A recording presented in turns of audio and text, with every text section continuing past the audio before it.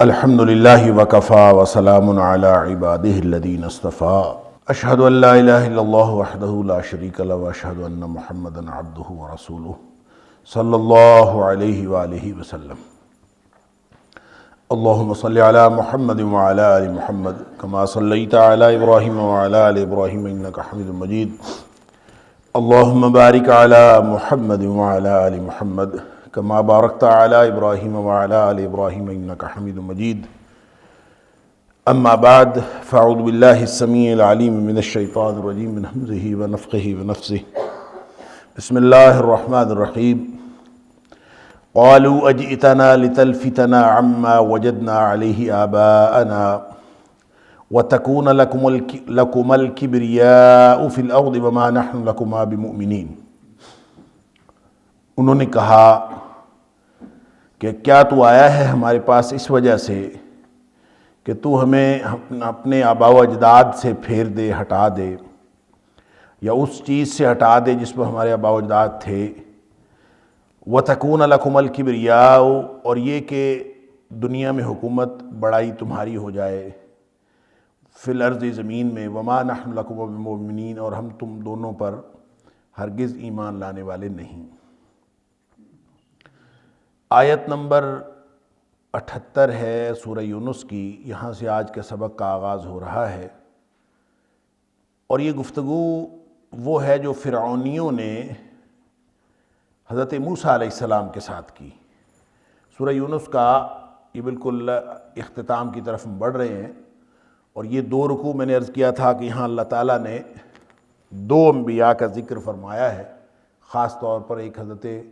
نوح علیہ السلام کا جو ہم نے گزشتہ سبق میں پڑھ لیا، اور ایک حضرت موسیٰ علیہ السلام کا۔ اور جب موسیٰ علیہ السلام کا ذکر آتا ہے تو ظاہر سی بات ہے اس میں حضرت ہارون علیہ السلام کا ذکر بھی آ جاتا ہے۔ تو اس کے علاوہ جو باقی اللہ کی سنت ہے، قرآن حکیم کا اسلوب ہے کہ وہ 6 یا 7 اقوام کا ذکر کرتا ہے، یا 6-7 نبیوں کا ذکر کرتا ہے جن کی قوموں نے ان کو جھٹلایا اور ان کے اوپر اللہ کا عذاب آ گیا۔ تو یہاں اجمالاً باقیوں کا ذکر ہے، اور تھوڑی سی تفصیل حضرت نوح علیہ السلام کے حوالے سے، حضرت موسیٰ علیہ السلام کے حوالے سے آئی ہے۔ موسیٰ علیہ السلام کے ساتھ جو ان کی قوم کا مکالمہ ہوا تو انہوں نے موسیٰ علیہ السلام کو جادوگر کہا۔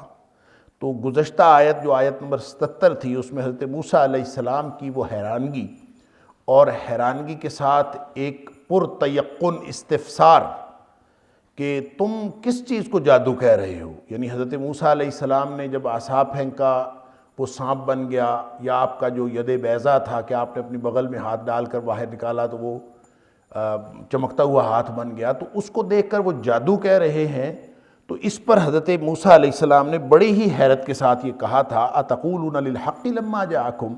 کیا تم حق کو یہ کہہ رہے ہو؟ السحر ھذا، کیا یہ جادو ہے؟ وَلَا يُفْلِحُ السَّاحِرُونَ، اور جو جادوگر ہوتے ہیں وہ تو کامیاب نہیں ہوتے۔ گویا یہاں حضرت موسیٰ علیہ السلام نے ایک کمپیریزن دیا ہے ان کو حق اور سحر کا، جادو کا اور حق کا۔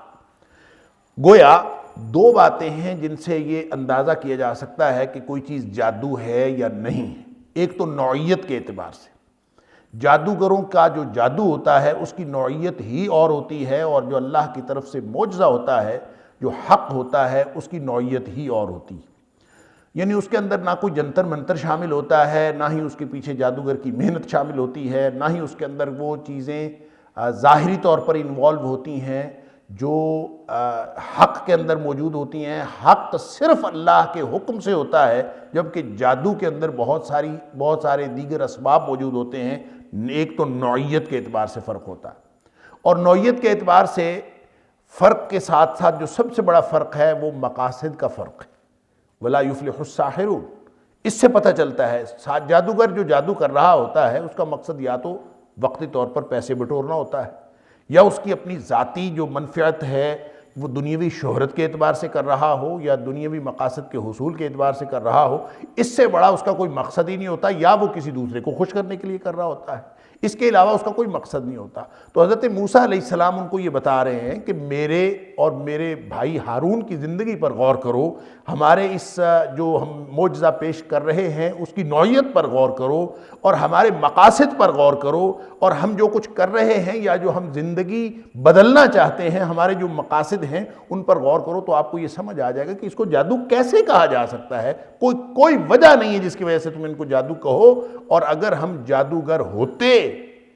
تو ہماری زندگیاں با مقصد زندگیاں آپ کو نظر نہ آتی، ہم بھی دنیاوی ضروریات جو ہیں اور زندگی کی ضروریات میں پڑھ کے کہ ہمیں پیسہ مل جائے، ہمیں یہ مل جائے، مادی اسباب سے زیادہ بڑا مقصد کبھی جادوگر کے سامنے ہوتا ہی نہیں ہے، مقاصد زندگی اس کے سامنے ہوتے ہی نہیں۔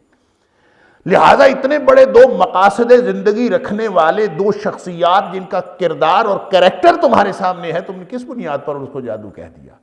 اسحر ھذا، ہماری زندگیوں پہ غور نہیں کیا، ہماری لائی ہوئی چیز اس میں ہم نے یہ کب دعویٰ کیا ہے؟ اور جو بھی جادوگر ہوتا ہے وہ اس کو بطور فن کے ظاہر کرتا ہے کہ اپنا فن اور اپنے فن کے مظاہرے کے طور پر اس کو سامنے لاتا ہے، اور جو نبی ہوتا ہے جو معجزہ دکھاتا ہے وہ اس کی نسبت ہمیشہ اللہ کی طرف کرتا ہے۔ وہ اپنی اس کو ذات کو اس میں پروپیگیٹ نہیں کر رہا ہوتا اور اپنے ذاتی فن کا مظاہرہ نہیں کر رہا ہوتا ہے، وہ صرف اور صرف اپنے اللہ کی دی ہوئی اس نشانی کو لوگوں کے سامنے ظاہر کر رہا ہوتا ہے۔ لہٰذا یہ حق اور سحر کا گویا اس میں کمپیریزن کر کے ان کو سامنے بتایا ہے، تو یہ استفسار، جیسے میں نے شروع میں عرض کیا کہ یہ پرتیقن استفسار تھا حضرت موسیٰ علیہ السلام کا کہ تم نے کس بنیاد پر جادو کہہ دیا؟ کوئی جادو والی بات اس میں دیکھی؟ نہ نوعیت کے اعتبار سے، نہ مقاصد کے اعتبار سے، اور اسحر ھذا، اس کو کیسے جادو کہہ رہے؟ کیا یہ جادو ہے؟ ولا یفلح الساحرون، اور ساحر کی زندگی اس طرح سے نہیں ہوتی جس طرح کی زندگی اللہ نے نبیوں کی بنائی ہوئی ہوتی، اور نبی جس طرح سے اپنے مقاصد میں اس طرح کامیاب ہوتا ہے کہ اس کو اللہ نے اپنا پیغام دے کر بھیجا ہوتا ہے انسانیت تک پہنچانے کے لیے، اور وہ پہنچا رہا ہوتا ہے، لہٰذا وہ تو کامیاب ہوتا ہے، آگے سے کوئی مانے، چاہے کوئی تسلیم کرے چاہے نہ کرے، اور اس کا کردار اس پر دلیل ہوتا ہے، یہ ہے اس کی کامیابی کی دلیل۔ جیسے حضرت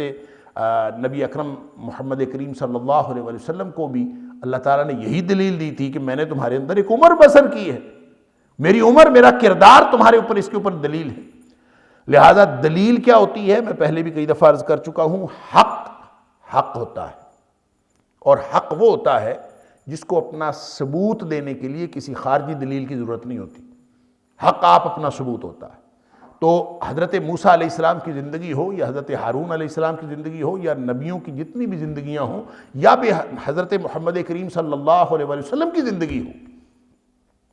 وہ زندگی آپ اپنا ثبوت ہوتی ہے، اس کو سچا ثابت کرنے کے لیے آپ کو کسی خارجی دلیل کی ضرورت نہیں ہوتی۔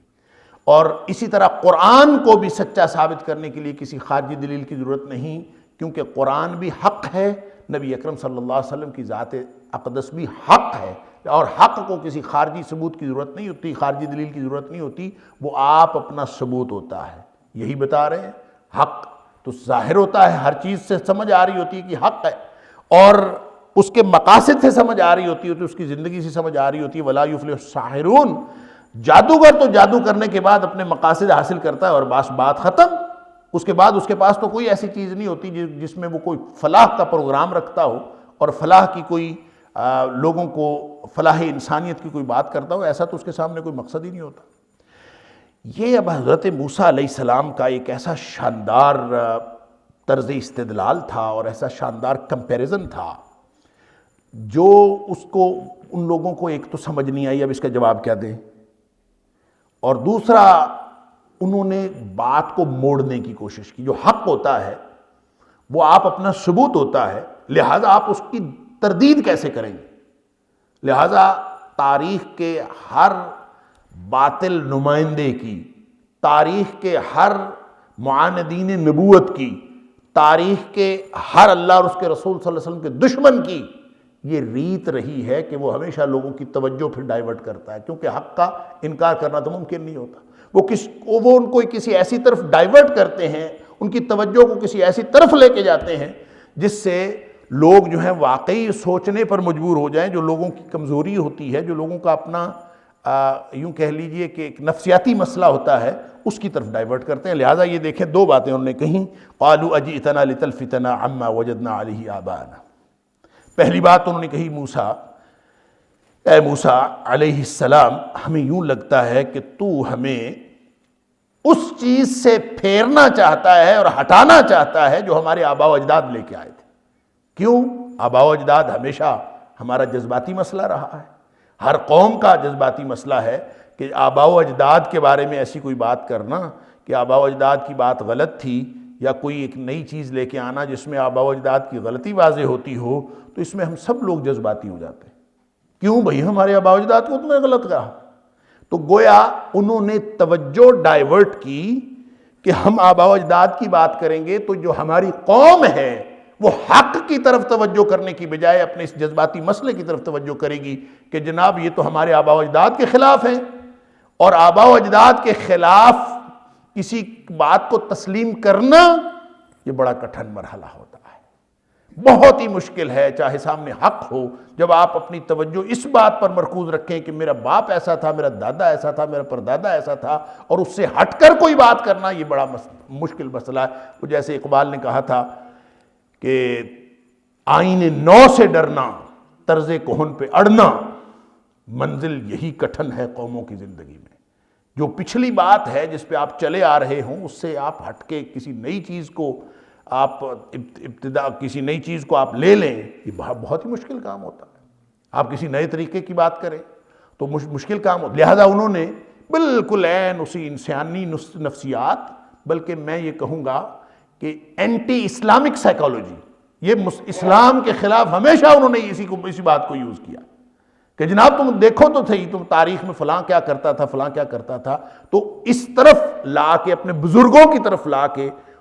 کہ یہ جناب ہمارے بزرگوں سے ہمیں ہٹانا چاہتے ہیں۔ پہلی بات تو یہ ہے کہ اجئتنا لتلفتنا عما وجدنا علیہ آباءنا، حالانکہ نہ ہارون علیہ السلام نے نہ حضرت موسیٰ علیہ السلام نے ان کے آباء و اجداد کا تو ذکر ہی نہیں کیا تھا۔ انہوں نے تو یہ کہا ہی نہیں تھا کہ تمہارے آباء و اجداد ایسے تھے ایسے تھے، وہ تو انہوں نے ذکر ہی نہیں کیا۔ وہ تو بتا رہے حق کو، وہ تو بتا رہے اللہ کی بندگی کو، لیکن یہ دیکھیں جو بیمار ذہنیت ہوتی ہے وہ ہمیشہ یہی کرتی،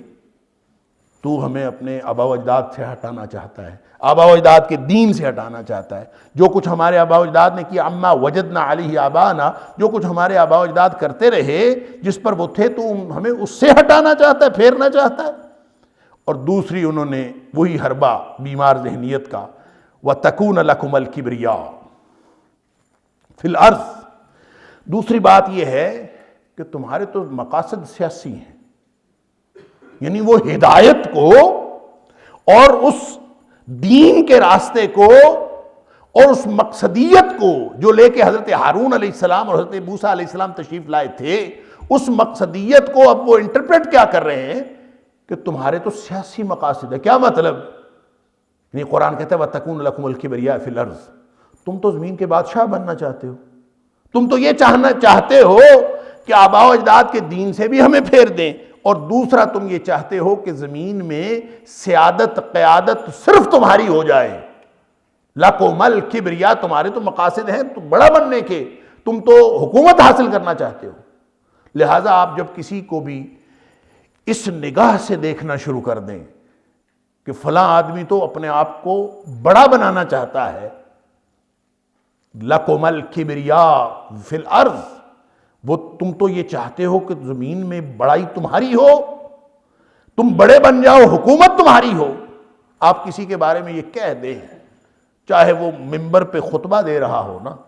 آپ اس کے بارے میں کہہ دیں کہ اس کے مقاصد تو کچھ اور ہیں، یہ جو کہہ رہا ہے بات تو ہدایت کی کر رہا ہے، اس کے مقاصد کچھ اور ہیں، آپ کہہ دیں تو اس کی ساری گفتگو کی تاثیر تو اسی وقت ختم ہو جائے گی،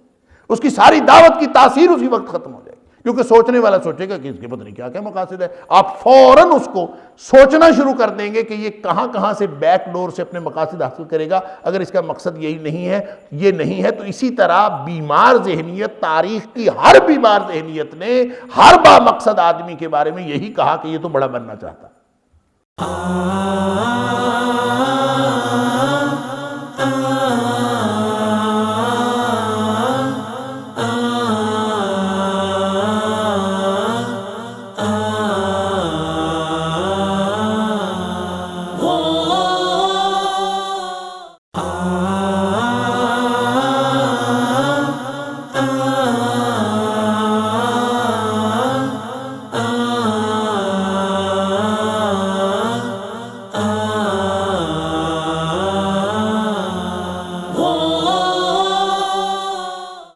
اور حضرت ہارون حضرت موسیٰ علیہ السلام ان کو بھی انہوں نے یہ 2 پوائنٹ اپنی اصل میں وہ اپنی قوم کو سمجھا رہے تھے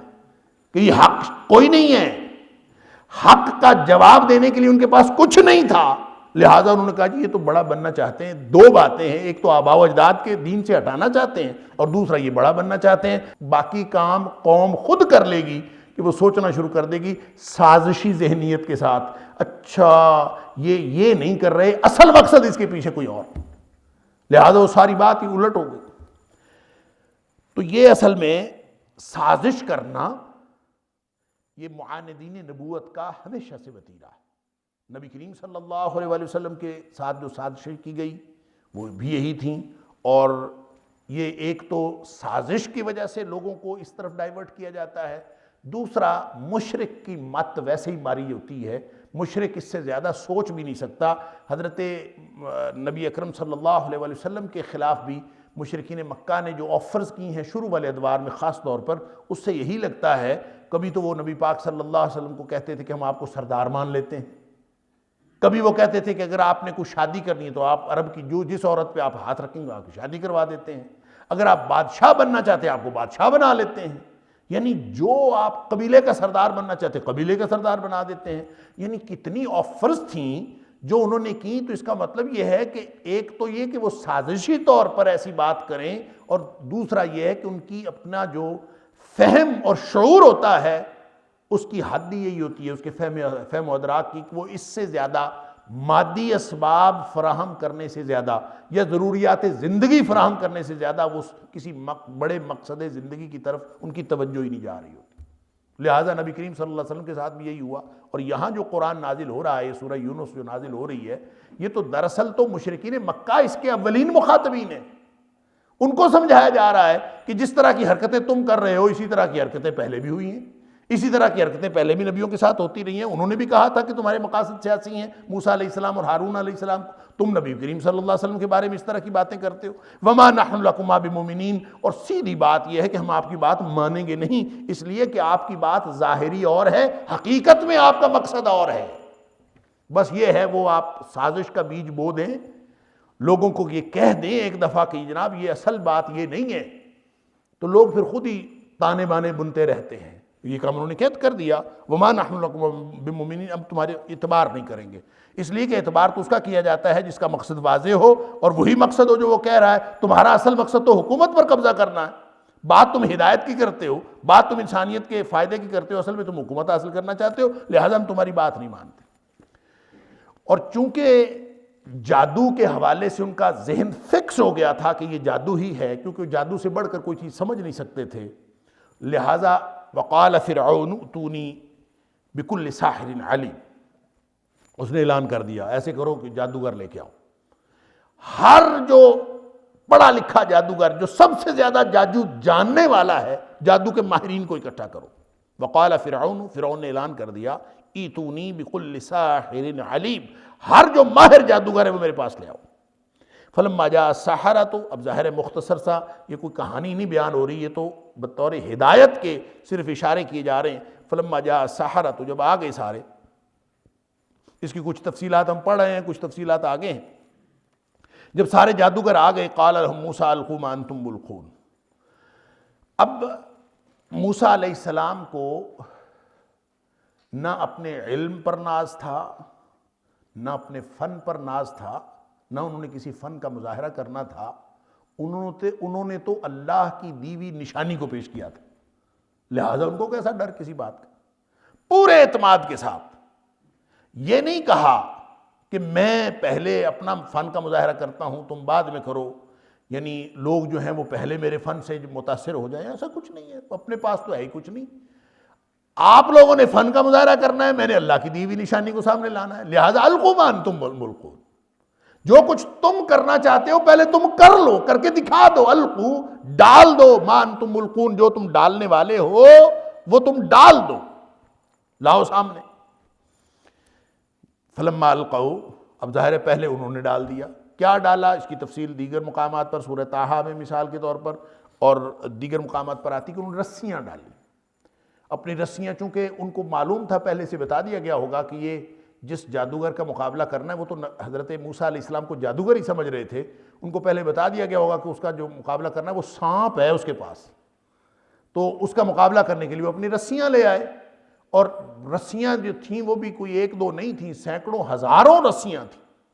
اور انہوں نے جادو ایسا کیا. اور جادو ہمیشہ جب بھی ہوتا ہے یہ دو طریقے سے اثر کرتا ہے جادو، ایک تو جنات اور شیاطین کے ذریعے سے اثر کرتا ہے، اور ایک یہ ڈائریکٹ اعصاب کے اوپر اثر انداز ہوتا ہے. اور جب اعصاب کے اوپر اثر انداز ہوتا ہے تو انسان کو وہ چیز جو حقیقت ہوتی ہے وہ غیر حقیقی نظر آنا شروع ہو جاتی ہے، یا غیر حقیقی چیز حقیقت بن کے سامنے آنا شروع ہو جاتی ہے. انسان کے حواس اور اعصاب کے اوپر جادو اثر انداز ہوتا ہے. تو ایسے ہی تھا، انہوں نے اعصاب کے اوپر تھیں تو رسیاں، لوگوں کو نظر آیا جیسے سانپ ہے. اب یہ جادو تھا ان کا، اور جادو اعصاب پہ ہوا، لوگوں کو ایسے نظر آنا شروع ہو گیا کہ یہ تو جناب سانپ چل رہے ہیں. اور اسی طرح بے شمار جو اس طرح کے شعبدے دکھائے جاتے ہیں، جادو کر کے لوگوں کے اعصاب کے اوپر اس طرح کا کوئی اثر ڈالا جاتا ہے کہ وہ دیکھتے ہوئے چیز اور طرح کی ہوتی ہے، لوگوں کو اور طرح نظر آ رہی ہوتی ہے، اور یہ جادو کی ایک قسم میں سے ہے. فلما جاء السحرۃ قال لهم موسیٰ القوا ما انتم ملقون، جب سارے جادوگر آ گئے تو موسیٰ علیہ السلام نے کہا کہ ڈالو تم جو کچھ ڈالنے والے ہو. فلما القوا، جب انہوں نے ڈال دیا یعنی رسیاں پھینک دیں، قال موسیٰ ما جئتم به السحر، یہ ہے جادو. موسیٰ علیہ السلام نے کہا یہ ہے جادو، تم میرے اس معجزے کو جادو کہہ رہے تھے، یہ ہوتا ہے جادو. یعنی اس کا مطلب یہ ہے کہ موسیٰ علیہ السلام کو وہ حقیقت نظر آ رہی تھی، یا نظر آ گئی اللہ کے حکم سے، کیونکہ ابتدائی جو امپریشن تھا حضرت موسیٰ علیہ السلام کا وہ تو وہی تھا نا کہ موسیٰ علیہ السلام کو خوف آیا اس سے، اور خوف آیا اور خوف کھا کے موسیٰ علیہ السلام تو بھاگنے کا ارادہ کر رہے تھے. موسیٰ علیہ السلام نے ایک دفعہ اس سے دل میں خوف محسوس کیا، یعنی موسیٰ سورہ طٰہٰ کے اندر اللہ تعالیٰ فرماتا ہے قالوا یا موسیٰ اما ان نلقی اما ان تکون اول من القی قال بل القوا فاذا حبالهم وعصیهم یخیل الیہ من سحرهم کانها تسعى فاوجس فی نفسه خیفة موسیٰ. موسیٰ علیہ السلام نے دل میں محسوس کیا بھی اتنے سارے سانپ آ گئے، اب ظاہر ہے کہ یہ ایک تقاضۂ بشری ہے. پھر اللہ نے ان کو حضرت موسیٰ علیہ السلام کو گویا وہ بات بتا دی، قلنا لا تخف انک انت الاعلی، ہم نے کہہ دیا موسیٰ ڈرنے والی کوئی بات ہی نہیں ہے، تو ہی کامیاب ہو. کرنا کیا ہے؟ الق ما فی یمینک. اللہ والوں کے لیے یہ رہتی دنیا تک یہ درس ہے کہ آپ کو جو اللہ نے دیا ہے اسی سے مقابلہ کرنا ہے. وہ بظاہر ہزاروں کے مقابلے میں ایک چیز ہو، وہ بظاہر بہت بڑی بھیڑ اور موب کے مقابلے میں ایک آدمی ہو، آپ کو یہ ڈرنا نہیں چاہیے. جو اللہ نے دیا ہے بس وہ آپ اس پر توکل کر کے آپ کر گزرے. وَأَلْقِ مَا فِي يَمِينِكَ، تیرے دائیں ہاتھ میں جو کچھ ہے بس تو وہ ڈال دے، باقی کام اللہ نے کرنا. اللہ اکبر. اور پھر کیا ہوگا؟ تلقف ما صنعوا انما صنعوا کید ساحر ولا يفلح الساحر حیث اتی.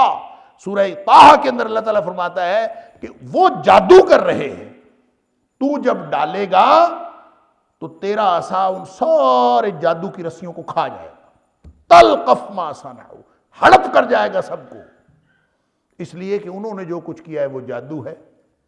ولا يفلح الساحر حیث اتی، جادوگر ہزار دفعہ بھی آ جائے اور ساری دنیا کے جادوگر اکٹھے ہو کے آ جائیں، وہ کبھی کامیاب نہیں ہو سکتے اللہ تعالیٰ کی تدبیر کے مقابلے میں.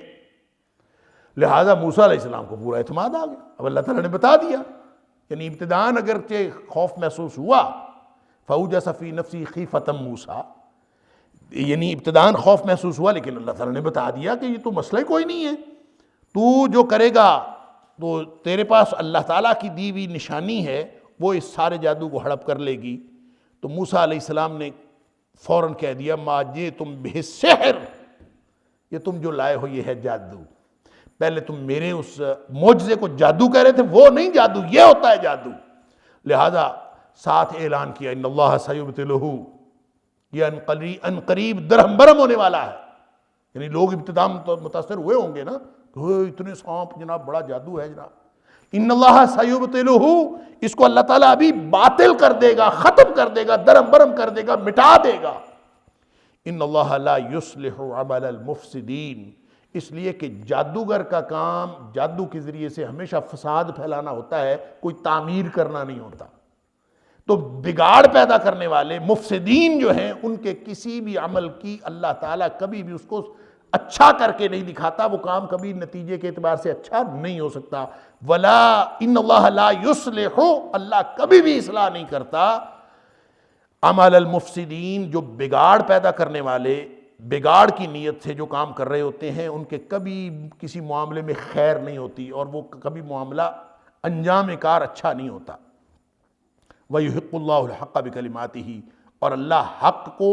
حق کے طور پر ظاہر کر دے گا اپنی باتوں سے۔ وَلَوْ كَرِهَ الْمُجْرِمُونَ، چاہے مجرم جو ہے ان کو جتنا مرضی ناپسند ہو، اللہ تعالیٰ اس کو سب کو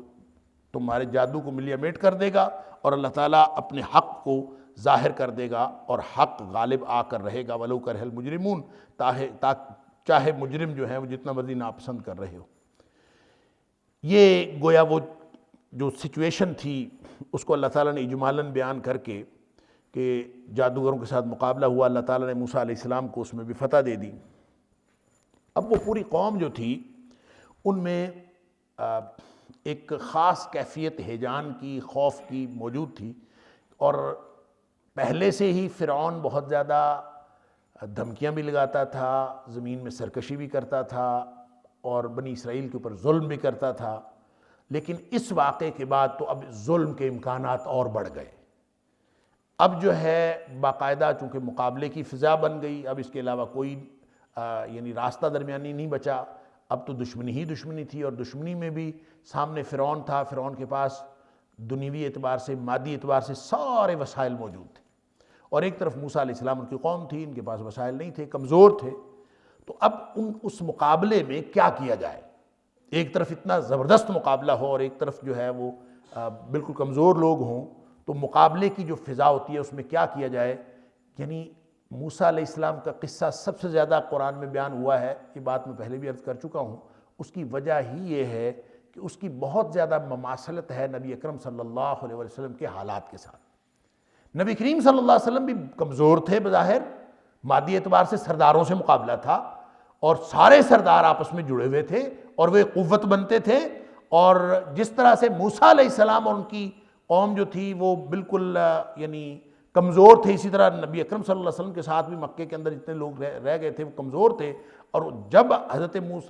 موسیٰ علیہ السلام کو بھی اللہ تعالیٰ نے جو قوت عطا فرمائی تو ان کو مصر سے ہجرت کرنا پڑی، نبی اکرم صلی اللہ علیہ وسلم کو بھی اللہ نے قوت عطا فرمائی کہ آپ کو مکہ سے ہجرت کر کے مدینہ تشریف لانا پڑا۔ تو یہ بہت سارے حالات کی مناسبت ہے، اور خاص طور پہ جب ہم سورہ یونس کے نزول کا زمانہ دیکھتے ہیں تو یہ نبی اکرم صلی اللہ علیہ وسلم کے اور آپ کے ساتھیوں کا وہ زمانہ ہے جو یعنی درمیانی دور نبوت ہے، اور وہ بالکل اس وقت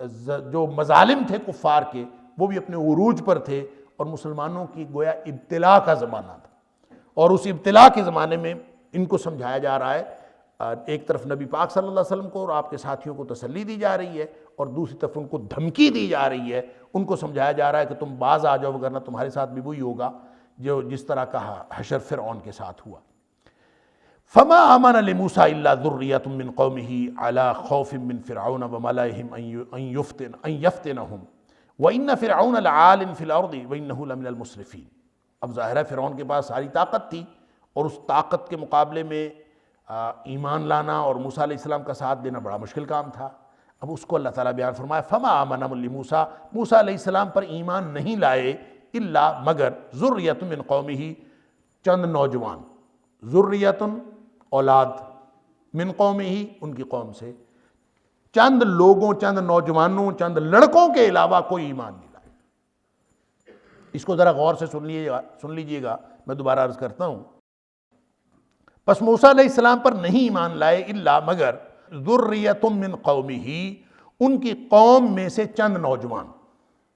اس کے علاوہ کوئی ایمان نہیں لایا۔ اللہ اکبر۔ علی خوف من فرعون وملئہم، اس خوف کی وجہ سے جو فرعون کا اور اس کے سرداروں کا تھا، کیونکہ پوری قوت تھی، طاقت تھی، اور اس طاقت کے مقابلے میں ایمان کا اظہار کرنا کوئی چھوٹی بات تھی، وہ تو اپنے آپ کو موت کے منہ میں دینے کے مترادف تھا۔ لہذا اس خوف کی وجہ سے علی خوف من فرعون و ملئہم، ان کے سرداروں کی اور فرعون کے خوف کی وجہ سے ان یفتنہم، کہ وہ ان کو کسی مصیبت اور فتنے میں نہ ڈال دیں، اس وجہ سے صرف چند نوجوان ایمان لائے، یعنی پوری قوم ایمان نہیں لائی۔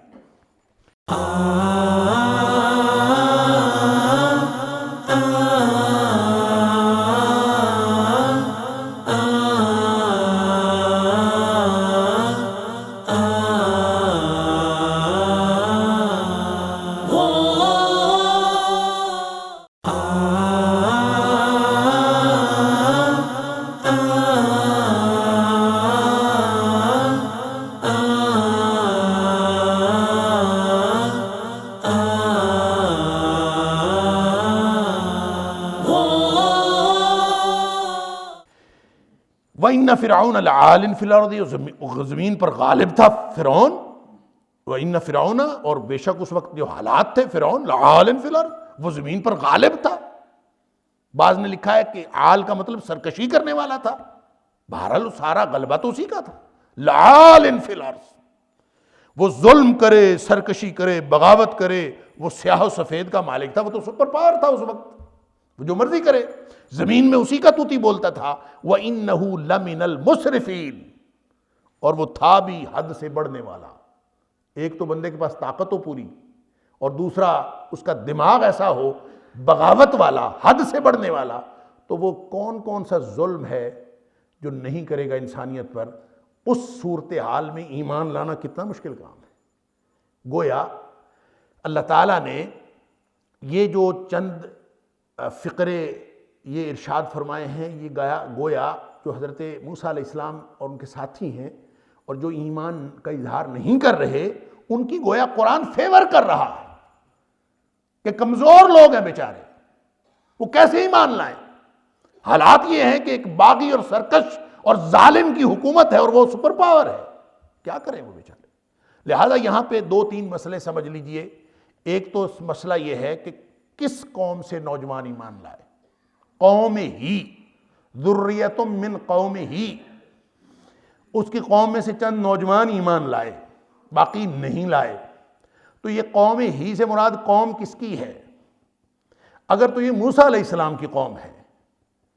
تو اب دیکھیں موسیٰ علیہ السلام کی قوم، وہاں پہ دو قومیں تھیں، یہ آپ لوگوں کے ذہن میں ہوگا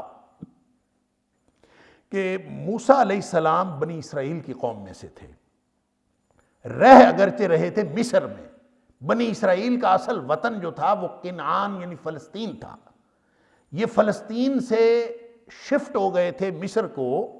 حضرت یوسف علیہ السلام کے دور میں۔ یوسف علیہ السلام کے دور میں اللہ تعالیٰ نے ایسا ماحول بنایا اور ایسا موقع بنایا، یوسف علیہ السلام کو جب کنویں سے نکال کر ایک قافلہ مصر لے گیا اور وہ الٹیمیٹلی وہاں پہ کے حکمران بن گئے، تو پھر یہ فلسطین سے انہوں نے اپنے والد، والدہ اور دیگر جو اہل خاندان تھے اور اپنے بھائیوں کو سب کو وہاں بلا لیا تھا۔ اب یہ سارے جب وہاں شفٹ ہو گئے تو اس کے بعد ایک عرصہ تک تو ان کی حکومت رہی۔ بعد ازاں یہ جو بنی اسرائیل تھے یہ وہاں رہے تو صحیح، صدیوں رہے، لیکن یہ وہاں کی جو مقامی آبادی تھی، قبطی جن کو کہا جاتا ہے، مصر کی مقامی آبادی قبطی تھے، انہوں نے ان کو غلام بنا لیا۔ سورہ بنی اسرائیل کے اندر آتا ہے ان عبدت بنی اسرائیل، کہ تو نے بنی اسرائیل کو غلام بنا لیا، فرعون کے ساتھ مکالمہ کہ تو نے غلام بنا لیا ان کو۔ تو گویا یہ قوم بالکل غلامی کی سی زندگی بسر کر رہی تھی، اور ان کے نجات دہندہ کے طور پر حضرت موسیٰ علیہ السلام آئے۔ اور وہی جو بات تھی کہ اس کو فرعون کو کسی نے سمجھایا تھا کہ ایک بنی اسرائیل میں سے لڑکا ہوگا جو تیرے اقتدار کے خاتمے کا باعث بنے گا، تو اسی لیے تو اپنے اس بنی اسرائیل کے قوم کے لڑکوں کو قتل کروا دیتا تھا، جو تفصیلات واقف ہیں ساری تفصیل سے۔ تو اس وقت وہ جو بنی اسرائیل کی قوم ایک الگ قوم ہے جس میں سے حضرت موسیٰ علیہ السلام، دوسری طرف فرعون کی قوم ہے جو قبطی ہے، جو مقامی آبادی ہے۔ اب سوال یہ پیدا ہوتا ہے ذریۃ من قومہ، ایمان لائے، فما آمن لموسیٰ، موسیٰ علیہ السلام پر ایمان نہیں لائے، الا ذریۃ من قومہ، سوائے اس کی قوم کے چند نوجوانوں کی۔ اب اس سے مراد حضرت موسیٰ علیہ السلام کی قوم یعنی بنی اسرائیل میں سے چند نوجوان ایمان لائے، یا چند نوجوان ایمان لائے فرعون کی قوم سے؟ یہ دو مفاہیم اس کے اندر موجود ہیں، دونوں کا احتمال موجود ہے۔ لہٰذا فرعون کی قوم سے اگر اس کی ضمیر سمجھی جائے تو پھر اس کا کیا معنی ہے؟ یہ تو بالکل واضح ہے کہ اگر اس کو فرعون کی قوم سے سمجھا جائے کہ اس کا مطلب فرعون کی قوم سے ہے، تو ظاہر ہے اس کی اکثریت قوم تو حضرت موسیٰ علیہ السلام کے خلاف تھی اور دشمن تھی، تو ان میں سے چند نوجوان وہاں پہ ایمان لے آئے۔ علی خوف من فرعون ملئہم، اور ان کے جو سردار تھے اور ان کے جو فرعون تھا ان کا خوف تھا نا، اس لیے ساری قوم تو ایمان نہیں لاتی تھی، اور اس کے باوجود چند نوجوانوں کو اللہ نے یہ ہمت دی کہ اس کے خلاف اٹھ کے کھڑے ہو جائے۔ ایک تو بات یہ ہے کہ اس کا تعلق موسیٰ علیہ السلام کی قوم کے ساتھ نہیں ہے، موسیٰ علیہ السلام کی قوم تو ان پر ایمان رکھتی تھی۔ اگر ہم یہ کہیں کہ قوم ہی کی ضمیر جو ہے وہ فرعون کی قوم کی طرف ہے، تو اس کا مطلب یہ ہوگا کہ اس قوم سے یعنی مقامی آبادی میں سے بھی چند نوجوان اس جادو کے مقابلے والے واقعے کے بعد چند نوجوان مسلمان ہو گئے، یہ ان کی طرف اشارہ ہے۔ البتہ جو حضرت موسیٰ علیہ السلام کی اپنی قوم تھی وہ تو ساری کی ساری ان کے پر ایمان لاتی تھی، کیونکہ ان کے لیے تو نجات دہندہ تھے۔ یعنی ایک نقطہ نظر یہ ہوگا، ایک تفسیر اس آیت کی یہ ہوگی۔ لیکن اس کی جو دوسری تفسیر ہے کہ قوم ہی کی ضمیر حضرت موسیٰ علیہ السلام کی طرف ہی بنتی ہے، کیونکہ اس آیت کے اندر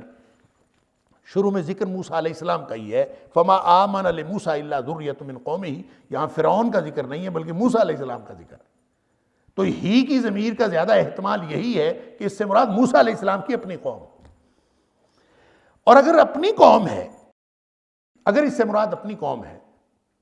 تو پھر یہ اگلا سوال پیدا ہوتا ہے کہ موسیٰ علیہ السلام کی قوم میں سے صرف چند نوجوان ایمان لائے، باقی قوم ایمان کیوں نہیں لائی؟ جبکہ ہم جب حالات پڑھتے ہیں تو ایسے لگتا ہے کہ بنی اسرائیل تو تقریباً سارے کے سارے چند لوگوں کے علاوہ بنی اسرائیل سارے ہی حضرت موسیٰ علیہ السلام کی بات کو تسلیم کرتے تھے، سوائے چند لوگوں کے جن میں قارون شامل تھا جو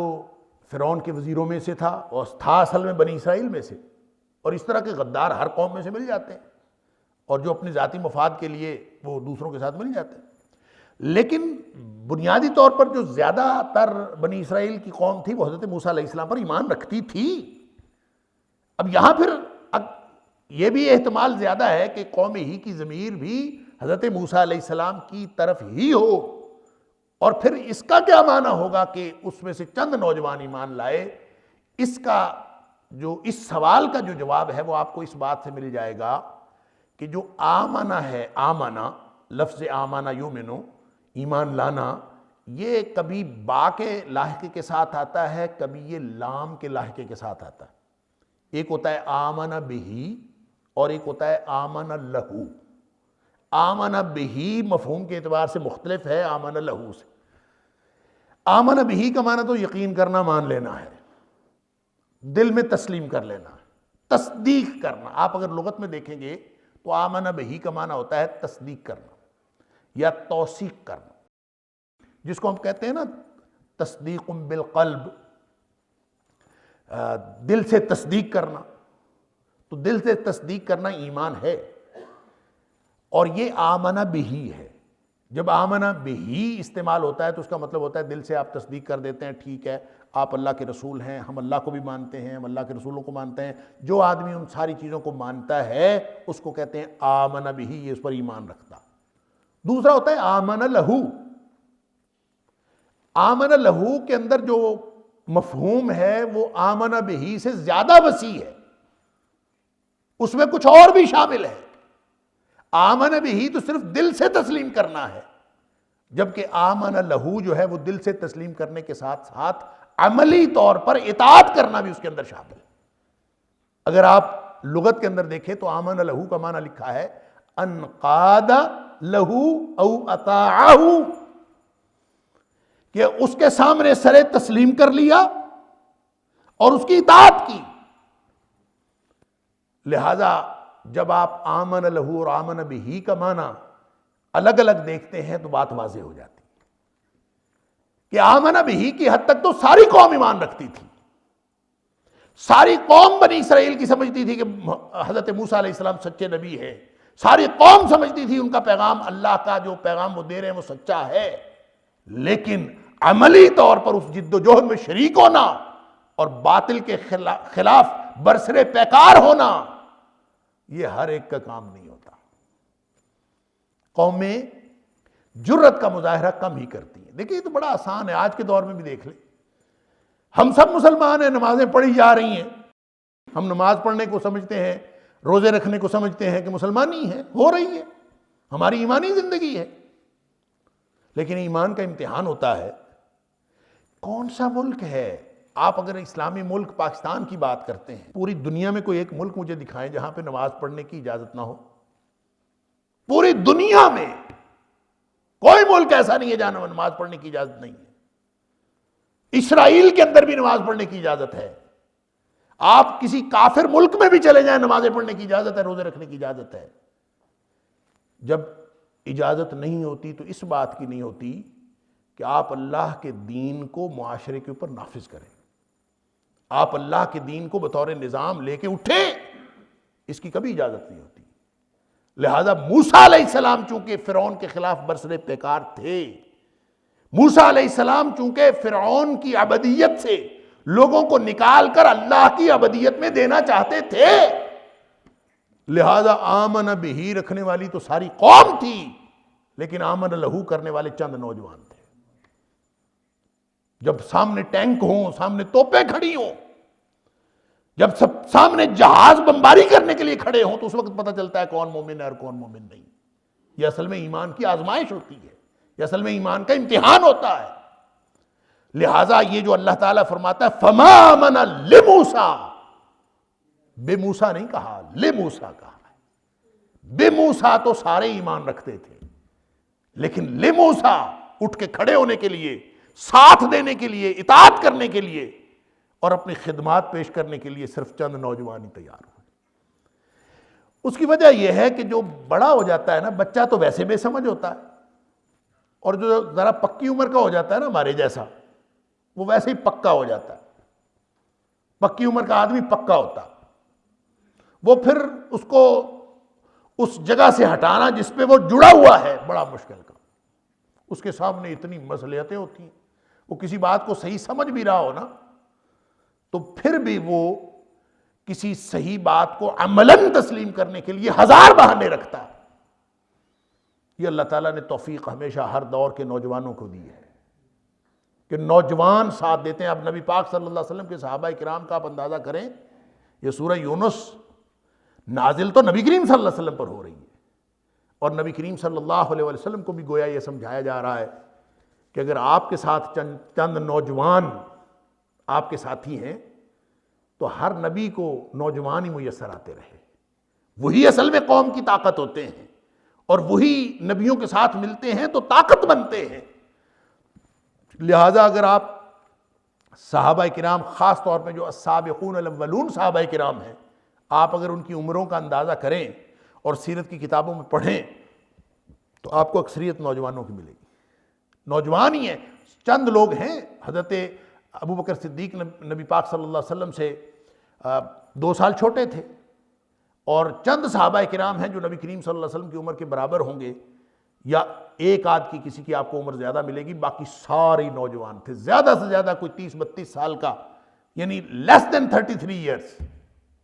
آپ کو اکثریت ملے گی۔ اور یہ ہے نوجوان، ایک چڑھتی جوانی، ایک پکی جوانی، اور 33 سال جو ہے اس کو جوانی کی عمر کہتے ہیں، بھرپور جوانی، یہ 33 سال کی عمر کو کہتے ہیں۔ اسی لیے بعض حدیثوں کے اندر آتا ہے کہ جنت کے اندر سب نوجوان ہوں گے 33 سال کے نوجوان، یعنی جو جوانی کی جو بالکل پختہ جوانی ہوتی ہے، سب میچور جوانی، تو نادان جوانی نہیں، میچور پختہ جوانی۔ تو یہ ذریۃ من قومہ ایک اس حقیقت کا اظہار ہے کہ مصلح جب کسی قوم میں اٹھے، کوئی بھی ہدایت دینے والا، اصلاح کرنے والا، کوئی نبی اکرم صلی اللہ علیہ وآلہ وسلم کے مشن کو آگے بڑھانے والا اور نبیوں کو مشن کو قیامت تک جاری رکھنے والا، وہ یہ حقیقت کبھی نہ بھولے کہ وہ پکی عمر کے لوگوں کے ساتھ ٹکرے مارنے کی بجائے وہ نوجوانوں کو ٹارگٹ کرے، وہ نوجوانوں کے ساتھ بات کرے، اس لیے کہ ہر نبی کی قوت بنے ہیں تو نوجوان بنے ہیں، ہر نبی کی اور ہر مصلح کی قوت اگر بن سکتے ہیں تو نوجوان بن سکتے ہیں۔ اس کے اندر یہ حقیقت بھی موجود ہے، اور اس کی وجہ یہ ہے کہ علی خوف من فرعون و ملئہم، جتنے خطرات، خدشات اور خوف ہوتے ہیں نا، اس کا مقابلہ کرنے کی قوت نوجوانوں میں ہی ہوتی ہے نا۔ جو پختہ کار لوگ ہوتے ہیں وہ تو مصلحتوں کا شکار ہوتے ہیں، لہٰذا وہ خوف کی حالت میں اور